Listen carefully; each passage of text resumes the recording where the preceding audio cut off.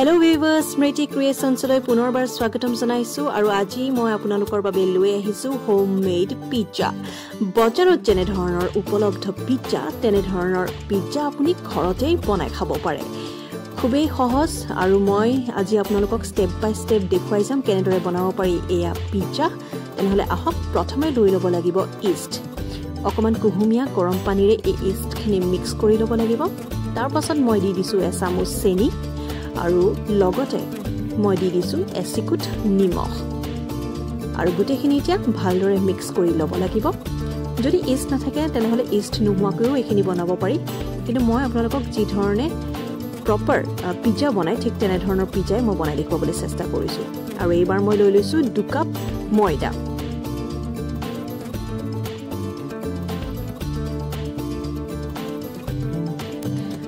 দুকাপ ময়দা লৈ লোৱাৰ পাছত ইয়াত মই অলপ দি দিছো ৰিফাইন তেল. ৰিফাইন অইল অলপ দিয়াৰ পিছত মই পুনৰ মিক্স কৰি লৈছো ভালদৰে আৰু এতিয়া কুহুমীয়া গৰম পানী দি মই এইখিনি মঠি লৈছো. নৰমালি আমি যেনেদৰে আটা মঠো ঠিক তেনেদৰে এইখিনি মঠিলে হ'ল. খালি লাহে লাহে পানীখিনি দিবলৈ চেষ্টা কৰিব, কাৰণ পানী বেছি হৈ গ'লে অলপমান নিকটীয়া নিচিনা হয়.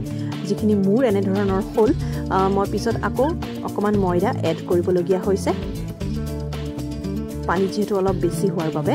আৰু অকমান মই ময়দা মিক্স কৰি লৈছো আৰু পুনৰ এইখিনি মঠিছো.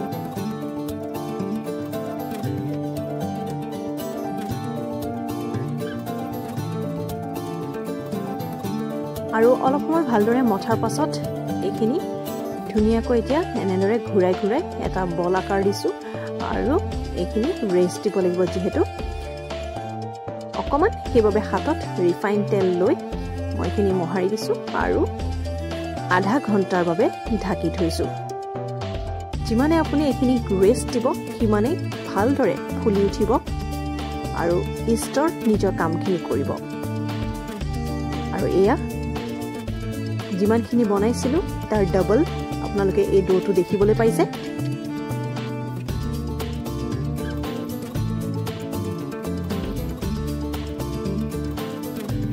আৰু এতিয়া এইখিনি মই এখন ট্ৰে লৈ তাত অকমান ময়দা ছটিয়াই ল'ম আৰু ভালদৰে পুনৰ এইখিনি মঠিম.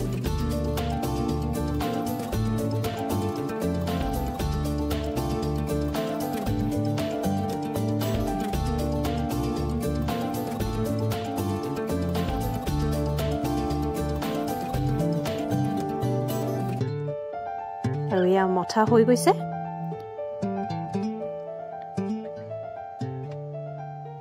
আৰু পুনৰ এনেদৰে গোল কৰি মই ইয়াৰ 4 ভাগ কৰি লৈছো আৰু ইয়াৰে এটা ভাগ এতিয়া মই আপোনালোকক বনাই দেখুৱাম. হাতেৰে এনেদৰে আপোনালোকে ঘূৰাই ঘূৰাই ঘূৰাই ঘূৰাই পিজ্জা পেষ্টটো বনাই ল'ব. যদি আপোনালোকে এনেদৰে বনাব নোৱাৰে কোনো কথা নাই, আপোনালোকে ৰুটি বেলাৰ দৰেও খুব ধুনীয়াকৈ বেলি ল'ব পাৰে পিজ্জা পেষ্টটো. খালি চাব বেছি পাতল নকৰিব, অলপ মোটাকৈ ৰাখিব. এনেধৰণে আপোনালোকে হাতেৰে বনাব পাৰে, নহলে আপোনালোকে ৰুটি বেলি লোৱাৰ নিচিনাকে মই যেটো কৈছিলো আগতে তেনেদৰেও ঠিক বনাই ল'ব পাৰে. এতিয়া এখন ট্ৰেত মই বেছটো লৈ এয়া পিজ্জা সস ঘূৰাই ঘূৰাই গোটেই বেছটোত লগাই লৈছো. পিজ্জা সস আপোনালোকৰ মাৰ্কেটত ইজিলি এভেইলেবল. আপোনালোকে যিকোনো মাৰ্টত বা যিকোনো বজাৰতে আপোনালোকে এইখিনি পাই যাব. মই ডিটেইলছটো আপোনালোকক দি দিম মই কোনটো পিজ্জা সস ইউজ কৰিছিলো. আপোনালোকেও সেইটো ব্যৱহাৰ কৰিব পাৰে, নহলে বিভিন্ন ধৰণৰ পিজ্জা সস আজিকালি উপলব্ধ বজাৰত. যিকোনো পিজ্জা সস আপোনালোকে ল'ব পাৰে.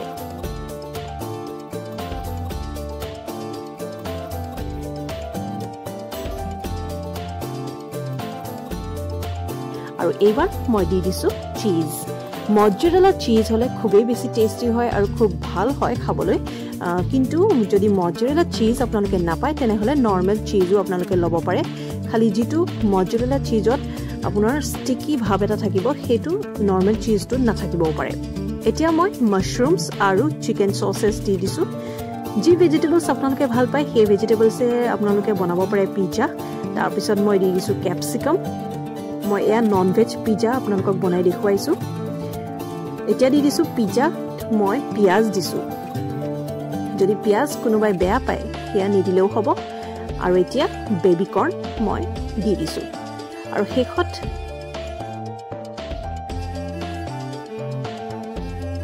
এয়া অলিভ ব্লেক অলিভছ মাৰ্কেটত ইজিলি এভেইলেবল আপোনালোকে পিজ্জাৰ যিখিনি সামগ্ৰী সেইখিনি খুব ধুনীয়াকৈ বজাৰত পাই যাব আৰু লাষ্টত মই এয়া দিছোঁ অকণমান অৰেগেনো চিলি ফ্লেক্সো দিব পাৰে কিন্তু মই চিলি ফ্লেক্স এতিয়া নিদিওঁ যেতিয়া পিজ্জাটো ৰেডি হৈ যাব তেতিয়া মই চিলি ফ্লেক্স দিম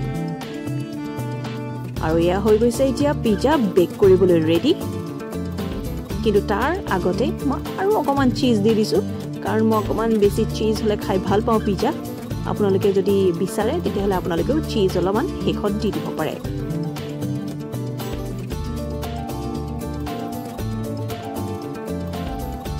আৰু এতিয়া 180 ডিগ্ৰী চেণ্টিগ্ৰেডত মই 15 মিনিটৰ বাবে এই পিজ্জাটো বেক কৰিছোঁ যদি আপোনালোকৰ ঘৰত অটিজি বা মাইক্ৰৱেভ নাই তেতিয়াহ'লে কোনো কথা নাই আপোনালোকে টাৱাটো এই পিজ্জাটো বনাব পাৰে আৰু এয়া চীজ বহুত ধুনীয়াকৈ মেল্ট হৈ গৈছে আৰু পিজ্জা বেছটো সিজি গৈছে আৰু এয়া হৈ গ'ল হোমমেড পিজ্জা আৰু যদি মোৰ এই ভিডিঅ'টো চাই আপোনালোকে ভাল পাইছে তেনেহ'লে লাইক শ্বেয়াৰ আৰু ছাবস্ক্ৰাইব কৰিবলৈ নাপাহৰিব